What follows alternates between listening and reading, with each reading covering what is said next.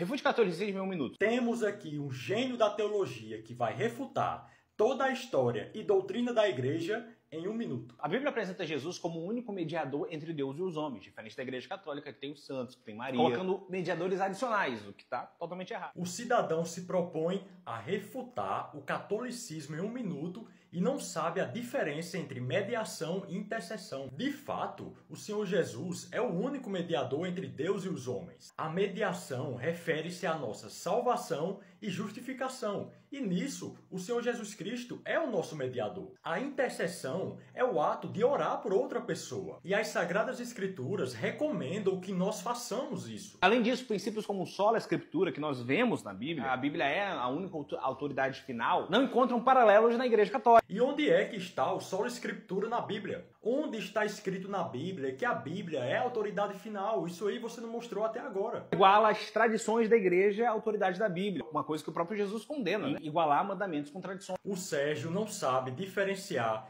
tradição humana de tradição apostólica. Para ele é tudo a mesma coisa. Os fariseus perguntaram a Jesus o porquê os discípulos dele não lavavam as mãos antes das refeições. E foi aí que o Senhor Jesus repreendeu os fariseus, falando que isso era uma tradição humana, que ninguém é impuro porque não lava as mãos antes de uma refeição. Já a tradição apostólica refere-se aos ensinamentos dos apóstolos que foram transmitidos de forma oral. Uma prova disso é que na segunda carta aos Tessalonicenses, o apóstolo Paulo vai falar que eles devem guardar as tradições que foram ensinadas, seja de forma oral, seja de forma escrita. A ideia de sucessão apostólica e infabilidade papal também não tem nenhuma base no Novo Testamento. O cara dizer que a sucessão apostólica não tem base na Bíblia é ignorar o livro de Atos dos Apóstolos. Inclusive nem faria sentido, já que em Gálatas capítulo 2, versículo 11, Pedro é repreendido por Paulo. Se Pedro foi o primeiro papa, então o papa já errou daí. E o que é que tem a ver uma coisa com a outra? Você claramente não sabe o que é o conceito da infalibilidade papal. Por fim, doutrinas como purgatório e indulgências não fazem o menor sentido de acordo com a Bíblia. Eu tenho a impressão que esse cara não sabe o mínimo conceito de purgatório